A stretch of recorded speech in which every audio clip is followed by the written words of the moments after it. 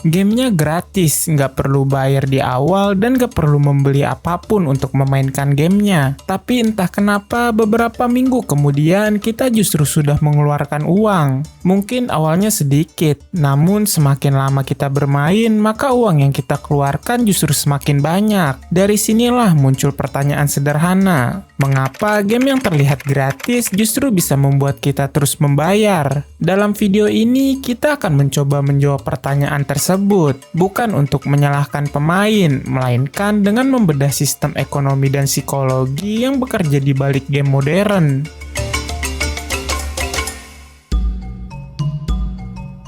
Model game gratis atau free-to-play kini mendominasi industri game global. Game-game ini bisa diunduh tanpa biaya, tetapi di dalamnya tersedia berbagai opsi pembelian. Penelitian menunjukkan bahwa desain seperti ini bukan terjadi secara kebetulan. Model free-to-play dibangun dengan mekanisme yang mendorong pemain untuk terus kembali bermain dan pada titik tertentu mulai mengeluarkan uang. Disinilah paradoks itu muncul. Game yang tampaknya gratis justru dirancang untuk menghasilkan pendapatan berulang dari pemainnya. Dalam game free-to-play, sumber utama pendapatan berasal dari microtransaction. Sederhananya, ini adalah pembelian kecil yang dilakukan pemain di dalam game. Salah satu bentuk yang paling umum adalah loot box atau gacha. Pemain membayar untuk mendapatkan item secara acak, mulai dari kosmetik hingga karakter langka. Hasil dari pembelian ini ditentukan oleh sistem acak berbasis random number generator. Artinya, pemain tidak pernah tahu apa yang akan mereka dapatkan sebelum membayar. Karena ketidakpastian inilah pembelian seringkali tidak berhenti di satu percobaan saja. Dari sudut pandang developer, model free-to-play terbukti sangat menguntungkan. Sebagian besar pendapatan biasanya datang dari sebagian kecil pemain. Fenomena ini dikenal dengan istilah pemain whales. Mereka adalah pemain yang mengeluarkan uang jauh lebih besar dibandingkan mayoritas pemain lainnya. Model ini memungkinkan jutaan orang bermain secara gratis, sementara pendapatan utama ditopang oleh segelintir pemain yang sangat aktif berbelanja. Secara bisnis, pendekatan ini dinilai lebih stabil dibandingkan sistem beli sekali lalu selesai. Untuk memahami kenapa sistem seperti gacha terasa sulit ditinggalkan, kita perlu melihat cara kerja otak manusia. Penelitian psikologi menunjukkan bahwa reward yang diberikan secara acak dapat memicu pelepasan dopamin, yaitu zat kimia di otak yang berkaitan dengan rasa senang dan motivasi. Yang membuat sistem ini begitu kuat bukan karena besar kecil hadiahnya, melainkan berkat ketidakpastian dari hasil yang akan didapat. Dalam gacha atau loot box, pemain tidak pernah tahu kapan item langka akan muncul. Ketidakpastian ini menciptakan sebuah pola yang disebut sebagai penguatan variabel, yaitu sebuah mekanisme yang secara bentuk mirip dengan sistem dalam konteks perjudian. Akibatnya, otak merespon dengan dorongan untuk mencoba sekali lagi, meskipun secara rasional peluangnya tetap kecil. Menariknya, setiap kegagalan justru bisa memperkuat keinginan untuk terus melanjutkan, karena otak mengartikan bahwa percobaan berikutnya mungkin akan berhasil. Itulah sebabnya membuka loot box sering terasa menegangkan sekaligus menyenangkan. Sensasi ini bukan kebetulan, melainkan hasil dari desain sistem reward yang sengaja dibuat untuk meningkatkan keterlibatan pemain. Selain sistem acak, banyak game juga memanfaatkan FOMO atau Fear of Missing Out. FOMO biasanya digunakan untuk item atau karakter tertentu yang seringkali hanya tersedia dalam waktu terbatas. Misalnya event gacha yang hanya muncul dalam hitungan hari atau jam.